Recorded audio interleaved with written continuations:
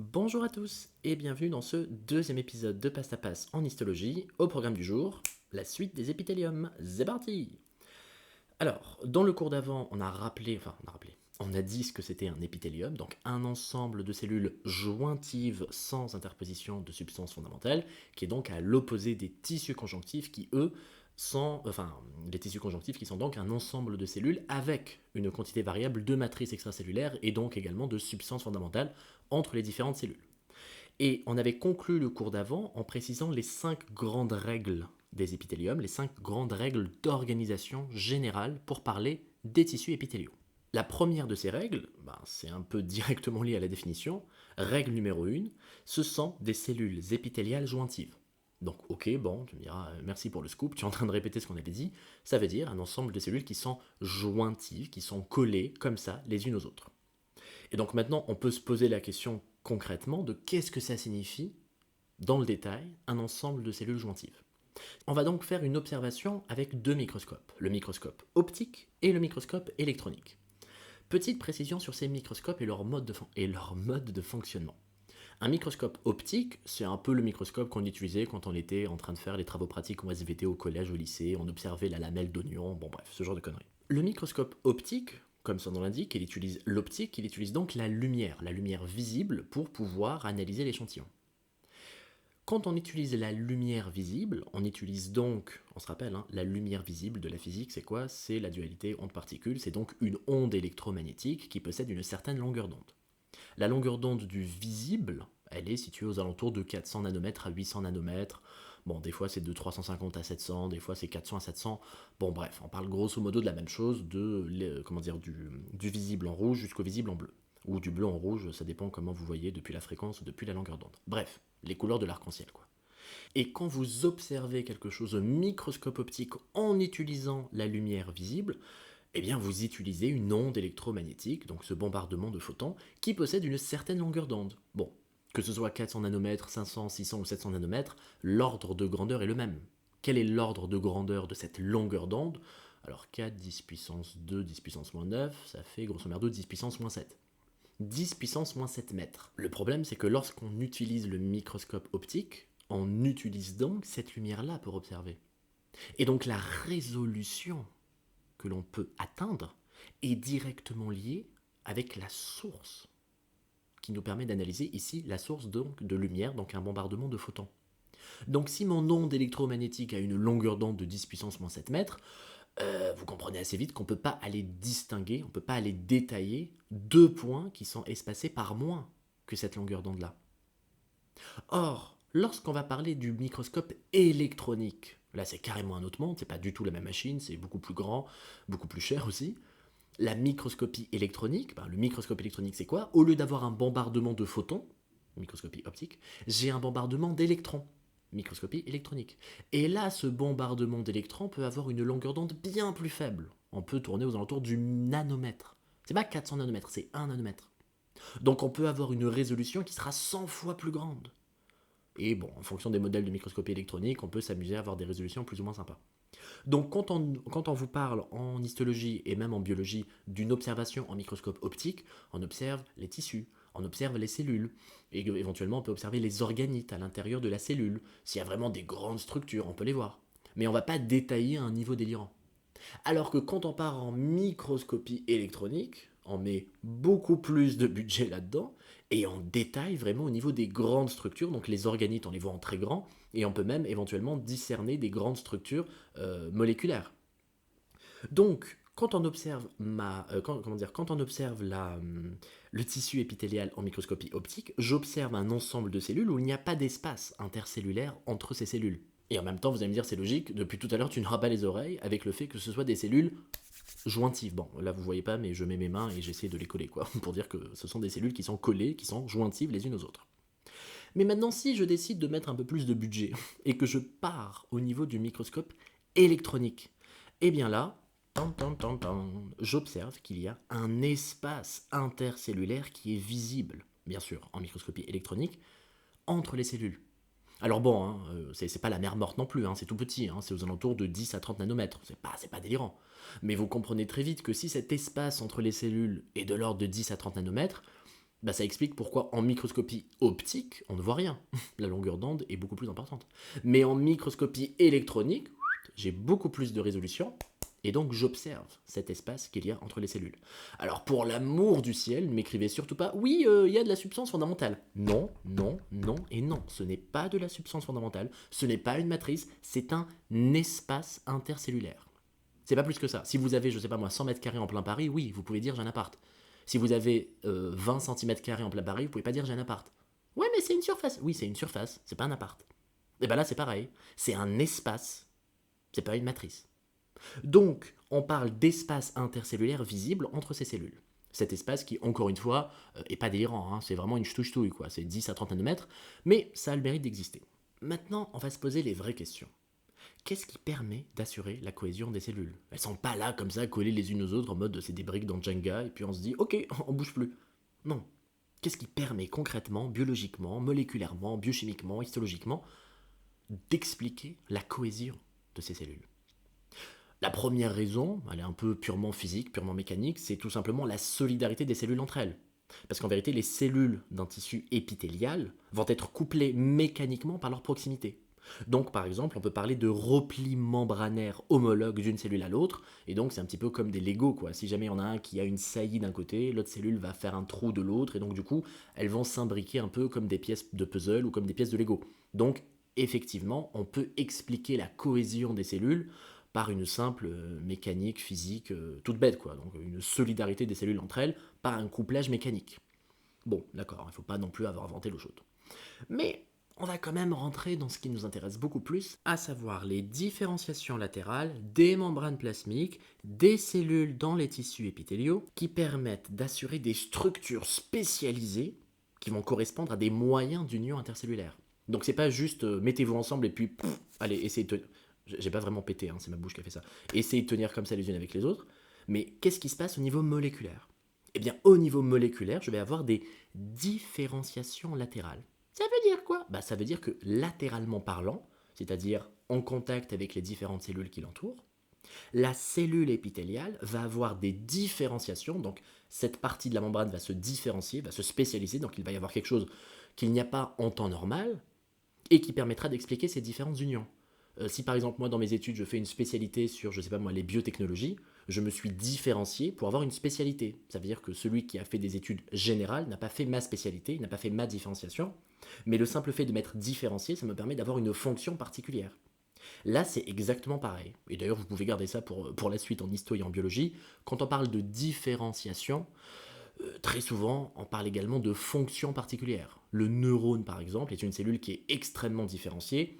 Il a une tête assez particulière avec les dendrites, avec l'axone, avec le corps cellulaire, mais ça lui permet d'assurer sa fonction. La cellule musculaire est une cellule très différenciée qui lui permet d'assurer une fonction. Donc là, c'est pareil, on va parler des différenciations, non pas au niveau de toute la cellule, mais au niveau de cette union, au niveau de cette membrane, qu'est-ce qui se passe concrètement pour permettre l'union d'une cellule épithéliale à une autre? Prenons l'exemple de deux cellules jointives. Moi, je suis une cellule, coucou, et en face de moi, il y a une autre cellule, coucou.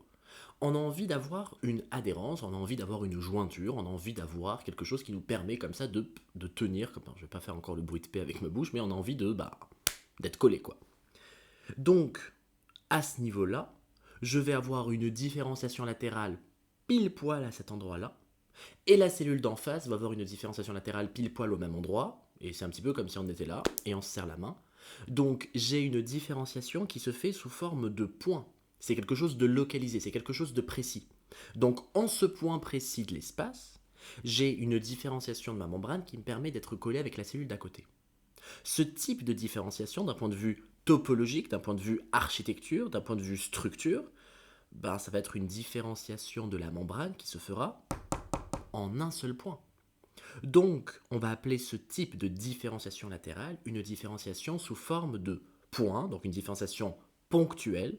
On parle d'un dispositif maculaire ou d'une macula. La macula, à chaque fois qu'on voit un mot un peu compliqué, vous faites un peu d'étymologie et après ça va mieux. Macula, ça veut juste dire point, tache, quelque chose comme ça. Bon, bref, la macula par exemple, c'est la tache qui est au fond de la rétine. Donc quand on parle de macula, c'est vraiment quelque chose de maculaire, quelque chose de ponctuel, donc c'est vraiment un point de l'espace. Quel est l'opposé? Enfin, c'est pas vraiment l'opposé, mais qu'est-ce qu'il y a de l'autre côté du point, un ensemble de points qui forment une droite. Si je n'ai pas un dispositif qui est ponctuel, j'ai un dispositif qui est zonulaire. Zonulaire qui vient du mot zone, et donc c'est assez facile à comprendre qu'une zone est beaucoup plus étendue qu'un point. Donc les deux types, les deux formes topographiques, topologiques ou structurelles de ces différenciations latérales existent soit sous forme de macula, un point, soit sous forme de zonula, une zone ou une ceinture d'union. On va reprendre l'exemple de ma cellule.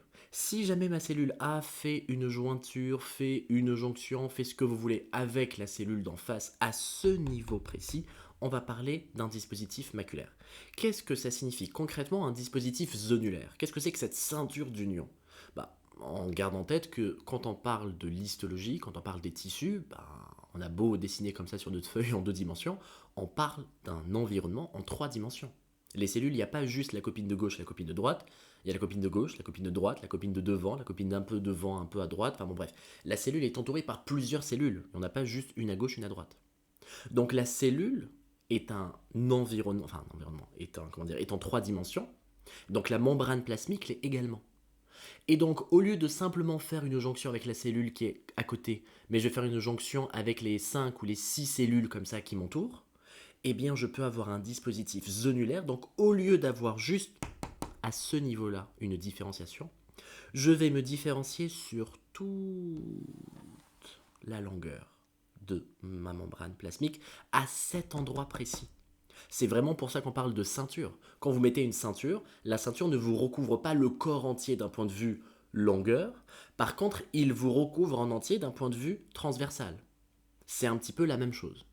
Donc la ceinture d'union, ça va être une différenciation latérale qui ne se sera pas limitée à un seul point de l'espace, mais qui sera diffuse et qui va vraiment permettre d'avoir une ceinture de jonction, une ceinture d'union, pour pouvoir m'amuser à interagir avec toutes les cellules qu'il y a comme ça autour de moi. Donc les deux formes topographiques, c'est le dispositif maculaire et le dispositif zonulaire. Et le dispositif zonulaire, donc, c'est un dispositif, encore une fois, qui va être diffus, qui va être largement réparti, qui va être donc présent sur toute la périphérie des cellules de l'ensemble de l'épithélium, ce qui va évidemment permettre d'assurer une union de sa cellule, de la cellule avec les autres cellules environnantes et donc d'assurer quand même une assez bonne jonction, une assez bonne adhérence des cellules les unes avec les autres. On a vu les deux formes de ces jonctions. Elles peuvent être maculaires ou zonulaires. Maintenant, après avoir vu leur topographie ou leur forme, macula, zonula, on va parler de leur type fonctionnel. Ils sont au nombre de 3. On a les jonctions serrées, les jonctions adhérentes et les jonctions à interstices. Ok. On commence avec les jonctions serrées, ou les jonctions occlusives, ou en anglais the tight junctions. Pourquoi on parle de jonctions serrées? Parce que les cellules, elles sont serrées comme ça, lol, abonnez-vous. En vrai, c'est exactement ça, en fait. Genre, c'était parti pour être une blague, mais c'est vraiment ça.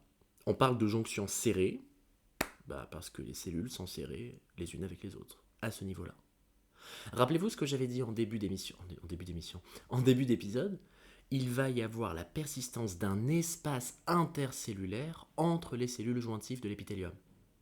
Eh bien, au niveau de la jonction serrée, il va y avoir une fusion complète des feuillets externes des membranes plasmiques des cellules voisines qui vont entraîner l'absence, ou plus précisément l'occlusion de l'espace intercellulaire. On reprend la définition tranquillement.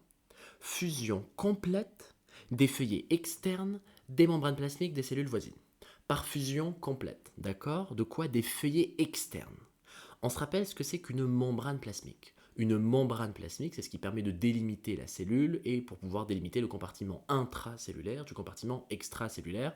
On aura toute l'occasion de détailler ces notions en physiologie au S2. Quand on parle de la membrane plasmique, il va y avoir 2 feuillets, le feuillet externe et le feuillet interne. Et en vérité, la membrane plasmique, on appelle très souvent la bicouche lipidique. Pourquoi? Parce qu'il va y avoir tout simplement des lipides qui seront répartis en bicouches, avec toujours un pôle un pôle hydrophile qui sera exposé du côté intracellulaire et extracellulaire, et le côté hydrophobe qui va rester au niveau de la membrane pour des effets hydrophobes. Encore une fois, on parlera de tout ce qui concerne les interactions électrostatiques et les effets hydrophobes dans l'épisode 6 en chimie sur les interactions intermoléculaires. Donc, quand on vous parle de la fusion complète des feuillets externes, ça veut dire que le feuillet interne reste intact et que le feuillet externe fusionne avec le feuillet externe de la cellule d'en face. Pourquoi est-ce qu'on précise uniquement le feuillet externe? Pourquoi c'est pas toute la membrane? Si c'est toute la membrane qui fusionne, vous comprenez assez vite que les deux membranes vont fusionner, donc le contenu de la cellule 1 pourra aller dans le contenu de la cellule 2 et vice-versa. Donc j'aurai plus ma continuité, j'aurai plus mon intégrité cellulaire, j'aurai juste une grosse cellule avec deux noyaux, enfin bon bref, ça marcherait pas. Donc c'est uniquement le feuillet externe qui fusionne, le feuillet interne permet d'assurer la continuité cellulaire de la membrane, de la membrane cellulaire, et le feuillet externe en fusionnant avec le feuillet externe en face permet d'assurer cette jonction serrée ou cette jonction occlusive ou cette tight junction. Plus précisément, comme je vous l'avais dit plus tôt, ça va entraîner une occlusion de l'espace intercellulaire. Vous savez, la petite ch'touille là de 10 à 20 à 30 nanomètres. Bon, encore une fois, rien de délirant, mais qui a quand même qui a quand même le mérite d'exister. À ce niveau-là, comme je suis en train de faire une fusion complète, encore une fois, c'est mes mains qui font le bruit, il n'y aura plus d'espace intercellulaire. Il n'y aura plus d'espace intercellulaire au niveau de la jonction. Mais au-delà de la jonction, il y aura toujours un peu d'espace intercellulaire, et en dessous de la jonction, il y aura toujours un peu d'espace intercellulaire. À ce niveau-là, on va rappeler ce qu'on avait dit plus tôt. Il y a évidemment 3 types fonctionnels de jonction: jonction serrée, jonction adhérente, jonction interstice. Là, on est en train de parler des jonctions serrées. Mais il y a de formes topologiques, ou de formes topographiques, ou de formes structurelles, bon bref, c'est la même chose, de jonction, sous forme de macula et sous forme de zonula. Donc si jamais je recoupe ces deux informations, les jonctions serrées existent sous 2 formes. Soit des jonctions serrées d'un point de vue maculaire, soit des jonctions serrées d'un point de vue zonulaire. Donc, puisque, comme je l'ai dit plus tôt, je vais entraîner une occlusion, alors bon, on est parti pour faire un peu de Harry Potter, on va commencer à parler latin pour faire genre, rien de très délirant. Comment on va appeler un dispositif maculaire qui entraîne une occlusion? On va appeler ça une macula occludens. Et comment on va appeler un dispositif zonulaire qui entraîne une occlusion? Une zonula occludens. Bon, ça fait des mots un peu pétés comme ça, mais franchement, dès que vous faites un petit coup d'étymologie, on se sent mieux juste après. L'étymologie qui est essayer de comprendre la racine des différents mots et d'où ils viennent.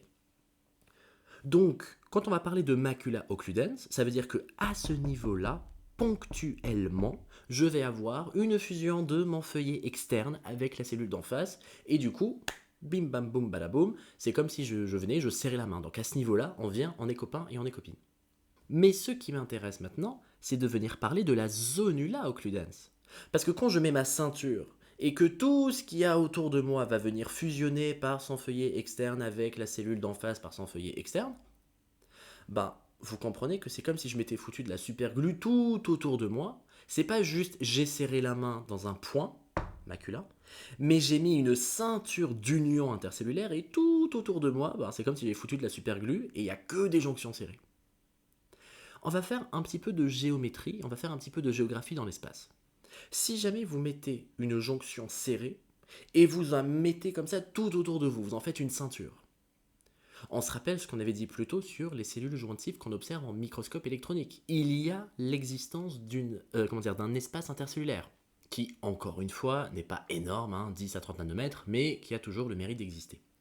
Si jamais je viens et que je me fous de la superglue tout autour de moi, et que je fais une ceinture d'union cellulaire tout autour de moi, et que je fais donc cette fusion complète des feuillets externes des membranes plasmiques avec toutes les cellules voisines autour de moi, je n'ai pas simplement fait une occlusion de l'espace intercellulaire. J'ai entraîné une compartimentalisation de l'espace intercellulaire.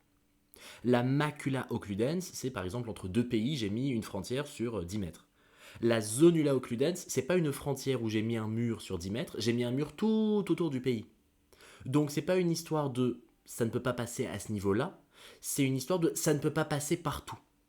Donc là, si jamais vous prenez un épithélium où toutes les cellules sont jointives grâce à des zonula occludens, eh bien vous faites une réelle compartimentalisation de l'espace intercellulaire. Aucune substance ne peut franchir la zonula pour passer d'un compartiment à l'autre. Donc, que ce soit du niveau apical vers le haut, ou du niveau, enfin au niveau du pôle apical vers le haut, au niveau du pôle basal vers le bas, encore une fois, basal, B-A-S-A-L, il y a le mot bas, donc basal c'est en bas, ça ne peut pas passer. Vous faites un blocus.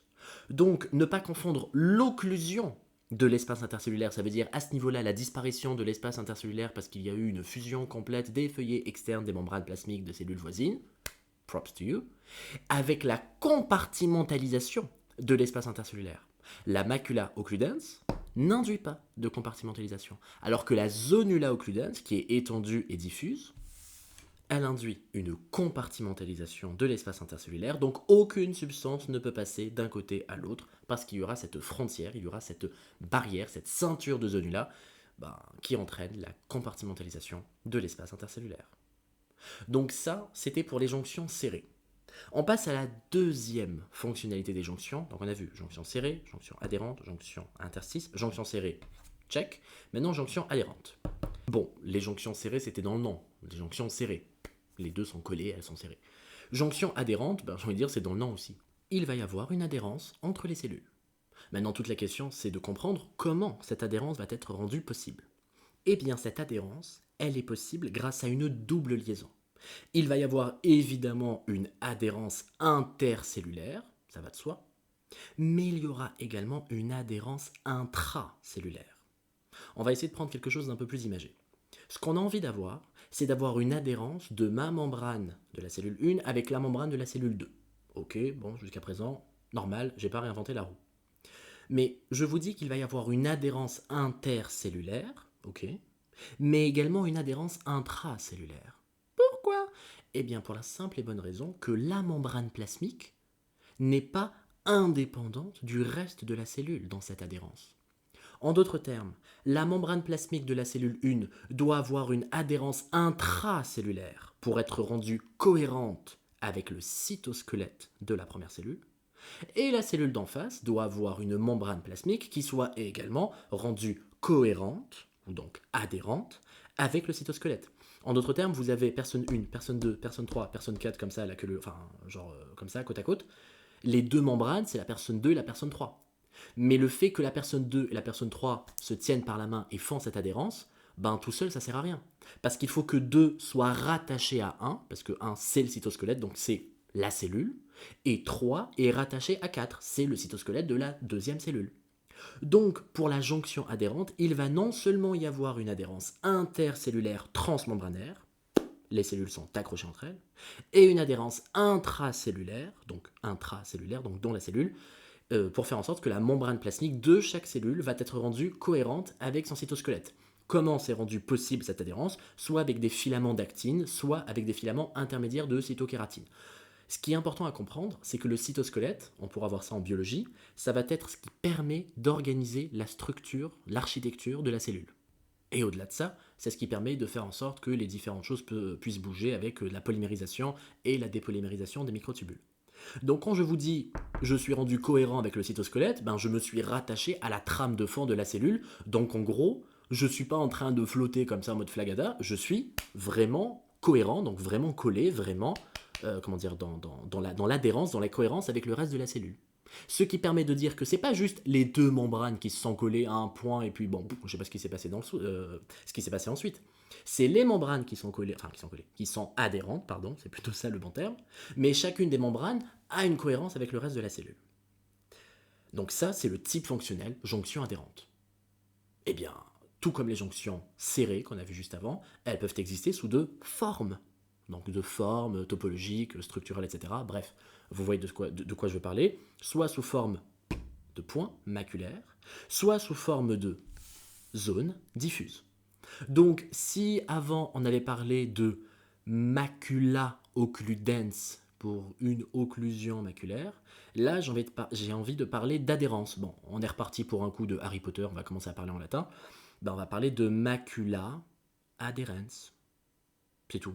Adhérence, c'est quand même un peu plus facile que le mot d'avant, parce que adhérence, c'est adhérence, quoi. C'est directement ça. Donc, la macula adhérens, c'est tout simplement la forme ponctuelle de la jonction adhérente au sein des épithéliums. Et la fonction zonulaire, la forme zonulaire pour la fonction de jonction adhérente. ben ce sera pas la macula adherens, ce sera la zonula adherens. Franchement, hein, là, on n'a pas inventé l'eau chaude, c'est vraiment le même mot qui revient, et puis il faut essayer de voir si c'est occludens, si c'est adherens, etc. Donc, la macula adherens et la zonula adherens sont les deux formes d'ancrage de la jonction adhérente. Et la macula adherens, on lui donne un petit nom, voilà, on lui a donné un petit surnom, c'est assez sympa. On l'appelle également le desmosome, et c'est la forme la plus répandue. On retrouve beaucoup plus de macula adherens, au niveau d'un point, que de zonula adherens, au niveau de toute une ceinture comme ça, tout autour de moi. Alors, avant de rentrer plus en détail dans l'organisation de à quoi ça ressemble une zonula adherens, à quoi ça ressemble une macula adherens, on va essentiellement parler du desmosome. Pourquoi on parle pas de la zonula adherens? Bah, en vérité, si vous comprenez comment ça se passe au niveau d'un point, il vous suffit d'intégrer, de faire ça tout autour, et vous comprenez ce qui se passe au niveau de la ceinture. Donc, on va passer un certain temps pour parler de la macula adherens, pour parler du desmosome, parce que si vous comprenez ce qui se passe au niveau du point, il vous suffit d'étendre et vous comprenez ce qui se passe au niveau de la zone. Plus exactement, c'est quoi l'organisation du desmosome, hein? Parce que j'essaye de vous embrouiller, de noyer le poisson en mode ouais, t'inquiète, c'est des filaments de cytosquelette et puis c'est une adhérence intracellulaire et intercellulaire. Ouais, on rentre un peu plus dans le détail au fait. Alors, on va zoomer cette fois-ci. Qu'est-ce que c'est que le desmosome? On va zoomer, c'est-à-dire on va prendre le microscope électronique pour voir ce qui se passe au niveau de grosses molécules. Mais en vérité, même sans avoir à sortir la grosse artillerie du microscope électronique, qui, on le rappelle, a un niveau de résolution bien supérieur à celui du microscope optique, eh bien en vérité, même en restant sur ce microscope optique, on peut les observer des fois. Microscope optique qui, pour rappel, est généralement utilisé pour l'observation des cellules et des tissus. Eh bien en vérité, ces desmosomes, des fois, sont présents avec une telle densité au niveau d'une certaine zone qu'au fait on va carrément pouvoir les observer au niveau du microscope optique. Alors bien évidemment, au niveau du microscope optique, on n'aura clairement pas le détail, hein. On va juste voir une petite zone comme ça, il y aura plein de petites taches, on pourra croire au début que c'est une contamination, que c'est une petite poussière. Ah bah tiens Michel, j'ai flingué ma manip en histo. Non, tout va très bien, hein. C'est juste que on observe soit des desmosomes, soit des cadres épicellulaires, on verra ça par la suite. Donc en vérité, ça veut dire quoi? Ça veut dire que des fois, ils sont présents dans de telles quantités qu'ils arrivent, alors que ce sont des structures relativement petites, à être observables au microscope optique. Qu'est-ce que ça signifie? Ça signifie qu'il y a plein de petits points, et à chacun de ces petits points, je vais avoir une zone d'adhérence. Donc forcément, il va en résulter une très forte résistance mécanique. Bon, on a vu un peu ce que c'était au microscope optique, bon, on n'a pas vu grand-chose, donc on passe au microscope électronique. Un petit zoom maintenant. Pfiou! Oui, c'était le bruit du zoom. Donc, au microscope électronique, petite parenthèse, quand je dis en zoom, c'est pas le microscope optique, on bidouille un peu, ça devient microscope électronique. C'est deux machines différentes, hein. Donc quand je dis en zoom, ça veut dire on change de machine, hein. Je précise pour éviter qu'il y ait une confusion. Fermeture de la parenthèse. Donc, je passe au microscope électronique, et là, qu'est-ce que j'observe? Bah déjà, c'est beaucoup plus informatif parce que je vois ce qui se passe au niveau moléculaire. Premièrement, et avant toute chose, il y a la persistance, l'existence d'un espace intercellulaire. Vous savez, le petit truc de rien du tout, la petite ch'touille là de quelques dizaines de nanomètres. Eh ben, cet espace existe encore. Il est de l'ordre de 20 nanomètres. Encore une fois, c'est pas le bout du monde, mais il a le mérite d'exister. Contrairement, encore une fois, à la copine d'en haut, la jonction occlusive, où là, pour le coup, au moment où il y a eu la fusion des feuillets externes des membranes plasmiques des cellules voisines, il n'y a plus d'espace intercellulaire. Alors que là, il y en a encore. Donc, cet espace intercellulaire va persister, aux alentours de 20 nanomètres, d'accord? Et, chose importante, au milieu de cette petite zone, au milieu de ce petit espace, il va y avoir une substance densifiée. C'est quoi la substance densifiée? La substance densifiée, c'est tout simplement le fait qu'au milieu, c'est un petit peu comme une ligne médiane, si vous regardez un peu sur le cours, au milieu de cet espace intercellulaire, il va y avoir une densification qu'on observe au niveau du microscope électronique. Bon, le fait de parler de jonction d'adhérence, c'est pas le fait de parler de cet espace qui résiste, enfin de cet espace qui persiste, pardon. C'est de parler de ce qui se passe au niveau cellulaire. Donc, on va commencer à s'écarter de part et d'autre. Forcément, à gauche, j'ai ma cellule épithéliale 1, à droite, j'ai ma cellule épithéliale 2. Donc, tout ce qui existe d'un côté gauche existe d'un côté droit. Donc, en vérité, cette petite ligne, cette petite substance densifiée, cette ligne médiane, c'est un peu le milieu de l'espace intercellulaire et c'est un petit peu le milieu du desmosome, parce que c'est un peu la ligne médiane qui sépare les deux cellules. Quand je m'éloigne un peu de cette ligne médiane, je tombe sur quoi? Un peu de liquide, enfin un peu d'espace intercellulaire, bon d'accord. Je continue à m'éloigner, bim, qu'est-ce que je tombe? Sur quoi je tombe, pardon? Je tombe sur les feuillets externes des membranes plastiques de chaque cellule, qui là pour le coup n'ont pas fusionné. D'accord? Je continue encore à m'éloigner. Je tombe sur quoi? je tombe cette fois-ci sur les feuillets internes des membranes plasmiques. Et les feuillets internes, au niveau de cette petite jonction adhérente, ont été épaissis. Chose importante à garder en tête, la différenciation latérale lors des jonctions adhérentes entraîne un épaississement du feuillet interne des membranes plasmiques des cellules qui sont impliquées dans cette jonction. Et si je continue à m'éloigner encore plus, je tombe sur quoi? Je tombe sur deux plaques, donc de part et d'autre, une dans la cellule de gauche et une dans la cellule de droite, deux plaques cytoplasmiques.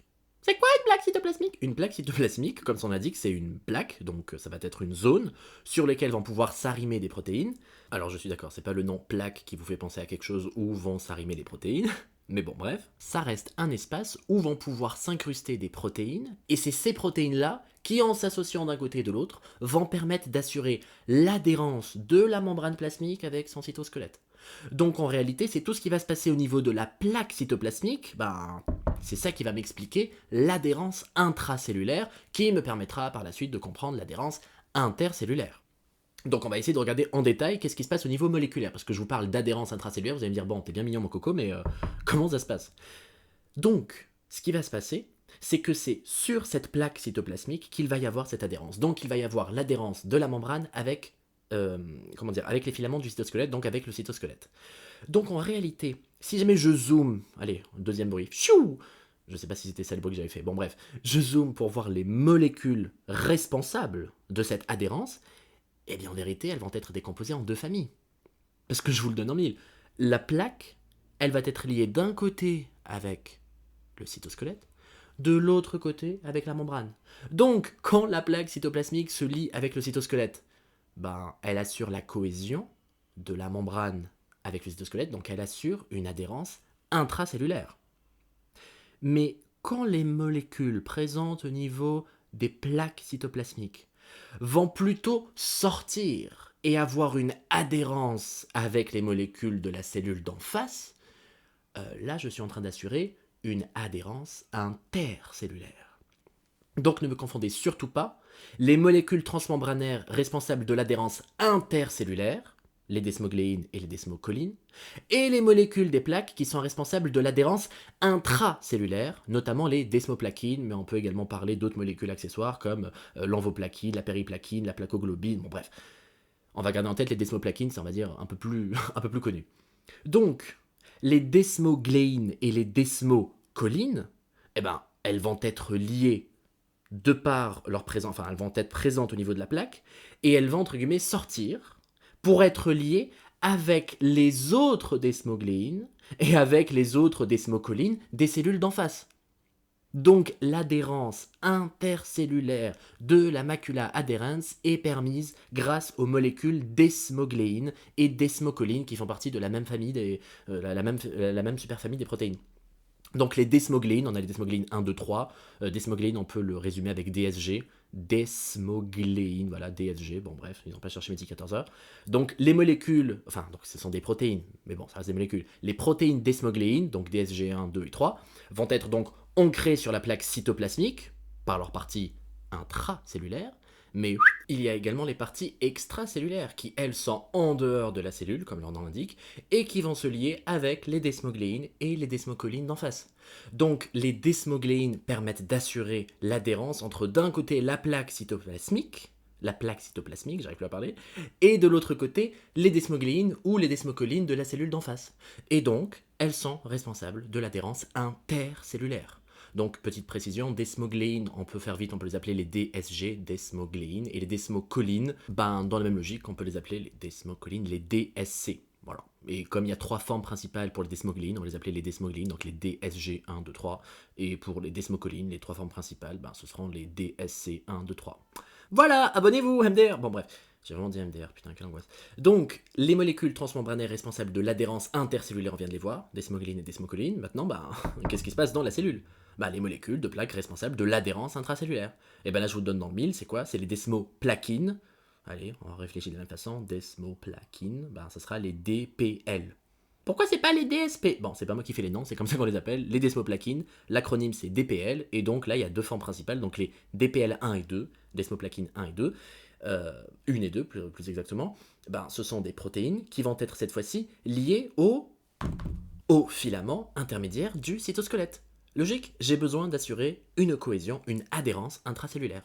Donc si jamais je revois une dernière fois le desmosome c'est de part et d'autre, alors déjà la ligne médiane, la symétrie parfaite, ma ligne du milieu, donc ma substance densifiée, de part et d'autre le reste de la ch'touille de l'espace intercellulaire, c'est pas grand chose, 20 nanomètres, ensuite les feuillets externes, puis les feuillets internes qui sont épaissis, puis la plaque ou les plaques cytoplasmiques de part et d'autre qui viennent s'arrimer sur ce feuillet interne d'un côté et qui sont liés avec les filaments intermédiaires du cytosquelette de l'autre. Qu'est-ce qui me permet d'assurer la cohésion intercellulaire? Ce sont les desmogléines et les desmocolines qui sont liées les unes aux autres au niveau de cet espace intercellulaire, eh bien c'est ce qu'on va retrouver encore une fois au niveau de cette plaque cytoplasmique. Donc on retrouve les desmoglines et les desmocolines, mais on retrouve également les desmoplaquines qui permettent d'assurer cette cohésion avec les filaments intermédiaires des cytosquelettes.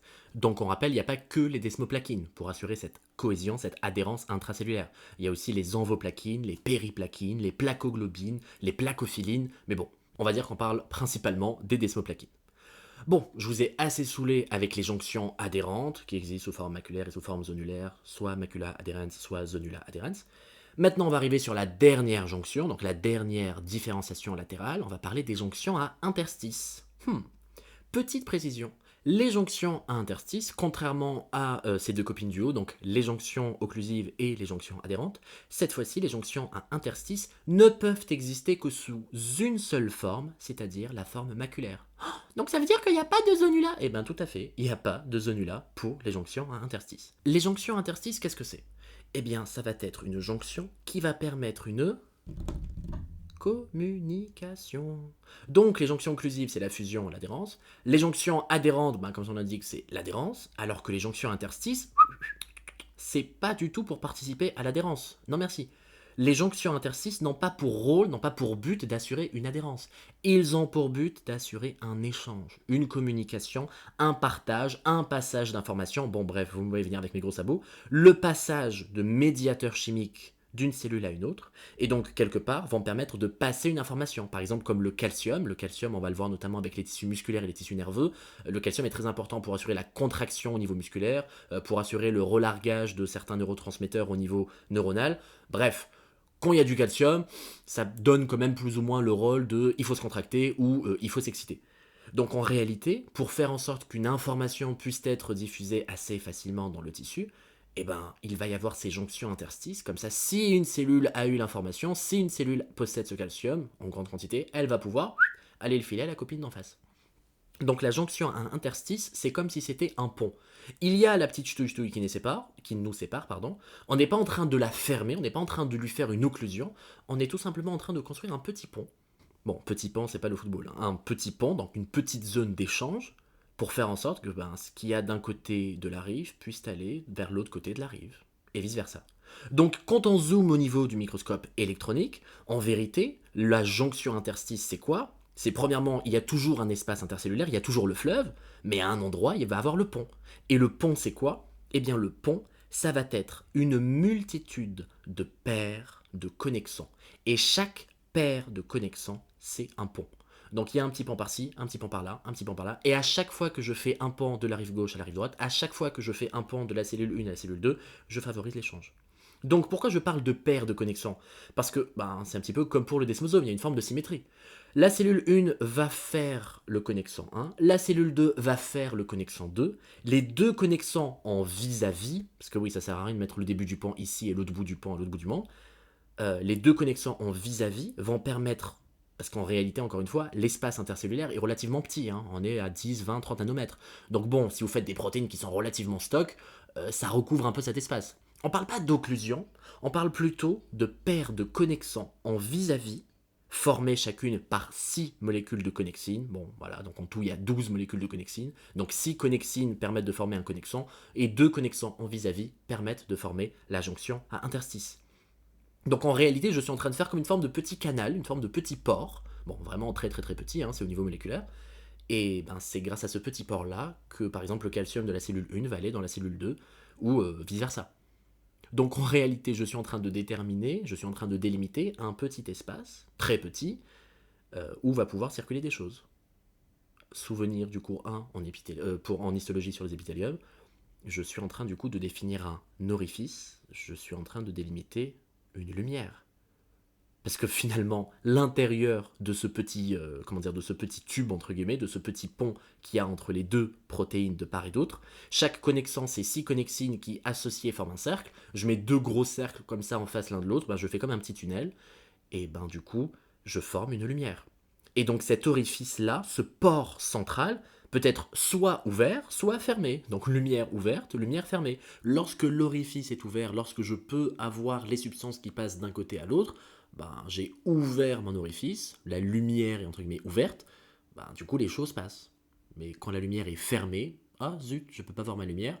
Et quand est-ce que je ne peux pas voir ma lumière au niveau du microscope optique, rappel du cours 1, quand je ne vois rien, c'est quand c'est fermé. Je ne peux pas passer. La lumière ne passe pas, donc la cavité est fermée. Donc, vous comprenez évidemment que ce n'est pas de la vraie lumière qu'on voit dans cet orifice. On est au niveau moléculaire, c'est vraiment une ch'touille de chez ch'touille. C'est juste, on a pris la même façon de parler qu'on avait pour les cellules et les tissus, et on l'a appliqué, j'ai envie de dire un peu bêtement et méchamment, pour cette notion de jonction à interstice, pour comprendre que, de la même façon qu'une cavité, elle peut être ouverte ou fermée, et donc les composés chimiques peuvent passer ou non d'une cellule à l'autre. Donc en fonction de si le port est ouvert ou non, il y a une communication entre les cellules ou non. Donc finalement, ces différenciations latérales, ces différentes jonctions qu'on a vues, jonction occlusive, jonction adhérente et jonction à interstice, c'est autant de jonctions, c'est autant de différenciations latérales permettant d'expliquer que les cellules sont jointives les unes avec les autres. Soit pour assurer une réelle adhésion, soit pour carrément permettre d'assurer une communication directe en s'échangeant comme ça nos cartes Pokémon, enfin je parle de cartes Pokémon, en s'échangeant comme ça les médiateurs chimiques d'une cellule 1 à une cellule 2. Maintenant, on va essayer d'avoir une réflexion un peu plus large. Je vous ai parlé de ces 3 types de jonctions, de ces 3 Pokémon. Après, on n'est pas dans le vrai film Pokémon ou dans le vrai jeu. On n'est pas obligé de choisir l'un des Pokémon et puis fin de l'histoire. On peut bien en choisir 2. On peut éventuellement en choisir 3. Donc, dans cette même logique où on peut imaginer plusieurs moyens de jonction qui cohabitent entre guillemets, on va parler maintenant de cadre épicellulaire. Qu'est-ce que c'est qu'un cadre épicellulaire ? Un cadre épicellulaire, c'est un dispositif zonulaire visible en microscope optique. Donc encore une fois, quand vous voyez quelque chose en microscope optique alors qu'on parle de molécules, de protéines et tout, c'est que soit ce sont des très grosses molécules qui sont associées comme ça les unes aux autres, soit c'est qu'il y a énormément de ces molécules comme ça au même endroit. Et donc en vérité, les cadres épicellulaires, ce sont des dispositifs zonulaires visibles en microscope optique sur la partie haute, donc plus proche du pôle apical que du pôle basal, sur la partie haute de certaines cellules épithéliales. On ne le voit pas tout le temps. C'est pas pour toutes les cellules, c'est pas pour tous les épithéliums, c'est pas pour tous les tissus épithéliaux. Mais dans certains tissus épithéliaux, pour assurer une très bonne cohésion, une très bonne adhérence et une très bonne solidité de mon tissu, et donc des cellules les unes avec les autres, une cohésion des cellules les unes avec les autres, je vais retrouver ces petits cadres épicellulaires. Vous vous rappelez quand je vous parlais du fait que les macula adherens, des fois, étaient tellement en quantité importante que des fois ça se voyait même au microscope optique et on pensait qu'il y avait de la poussière. Là, c'est exactement la même chose. Il va y avoir un ensemble de différenciations latérales, donc un ensemble de jonctions présents au même endroit pour assurer vraiment une solidité absolument incroyable de mon tissu épithélial. Et donc le cadre épicellulaire, maintenant je vais zoomer, donc encore une fois, bruitage, je zoome en microscope électronique, et en vérité les cadres épicellulaires c'est quoi ? C'est un ensemble de plusieurs jonctions. Allez, est-ce qu'il y a des jonctions occlusives ? Oui, il y en a. Est-ce qu'il y a des jonctions adhérentes ? Oui, il y en a. Est-ce qu'il y a des jonctions interstices ? Non, il n'y en a pas. Donc en vérité, les cadres épicellulaires, c'est un ensemble de jonctions adhérentes et occlusives. J'irai même plus loin, c'est un ensemble de jonctions adhérentes, qu'elles soient maculaires ou zonulaires, parce qu'on va retrouver aussi bien des desmosomes que des zonula adherens, et c'est uniquement des zonula occludens. Donc, si jamais je reprends mes familles de jonctions, jonction serrée, jonction adhérente, jonction à interstice, pour les jonctions serrées, je les trouve uniquement sous forme zonulaire. Pour les jonctions adhérentes, je les trouve sous les deux formes, maculaire et zonulaire. Alors que pour les jonctions interstices, je ne les trouve pas du tout. Et donc dans l'ordre, de haut en bas, on va voir au microscope électronique en haut les zonula occludens, en dessous les zonula adherens, et encore en dessous une multitude de macula adherens et donc de desmosomes. Donc de haut en bas, on voit zonula occludens, zonula adherens, desmosome. Alors bon, mon moyen mémotechnique un peu claqué, enfin pas si claqué que ça, parce que je me rappelle encore, c'était de me rappeler zonula occludens, ZO, ZO, puis zonula adherens, ZA, ZA, puis desmosome, DE, D. Donc du coup, ça faisait dans l'ordre ZO, ZA, D. Voilà, zonula occludens, zonula adherens, desmosome.